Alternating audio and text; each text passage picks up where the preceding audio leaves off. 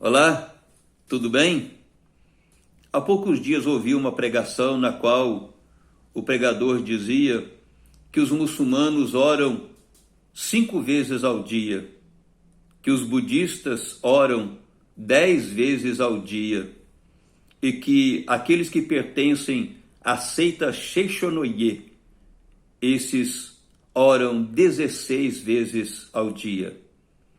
Eu não pude confirmar através de alguma fonte se ele tem razão em falar a respeito dessas seitas e a respeito do quanto eles oram diariamente.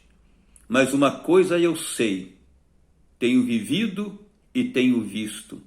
O cristianismo tem tido uma falha muito grande no que se refere à prática da oração, à vida de oração. No Evangelho de Lucas, no capítulo 18, no versículo 1 e também no versículo 8, nós lemos o seguinte: Disse-lhes Jesus uma parábola sobre o dever de orar sempre e nunca esmorecer.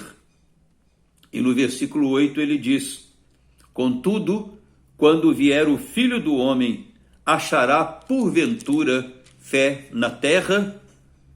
Primeiramente, o Senhor Jesus Cristo fala a respeito da oração como um dever que está imposto a nós. Aqui neste versículo 1 ele diz sobre o dever de orarmos sempre e nunca esmorecermos.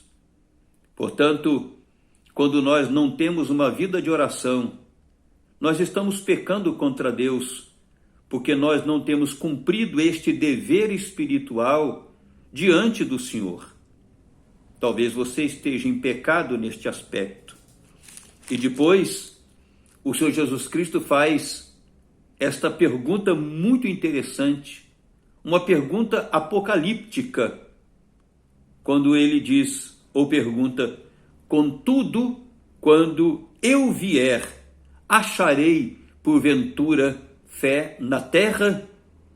Me parece que a igreja do Senhor Jesus Cristo tem progredido ou está progredindo negativamente neste aspecto.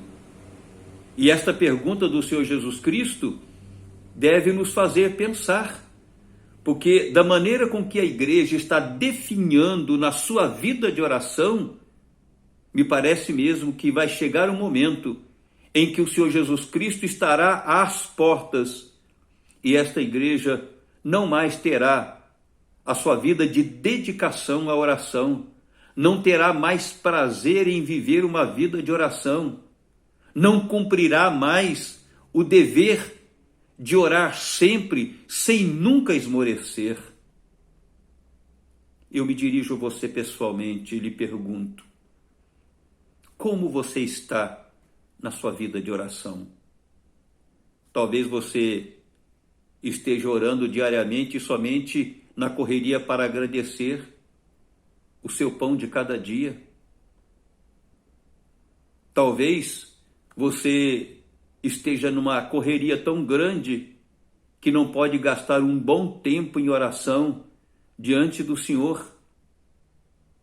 Mas todos quantos não vivem esta vida de oração aceitável, aprovada diante de Deus, como o próprio texto já pôde dizer, estes estão em pecado, porque, segundo Jesus, orar é um dever.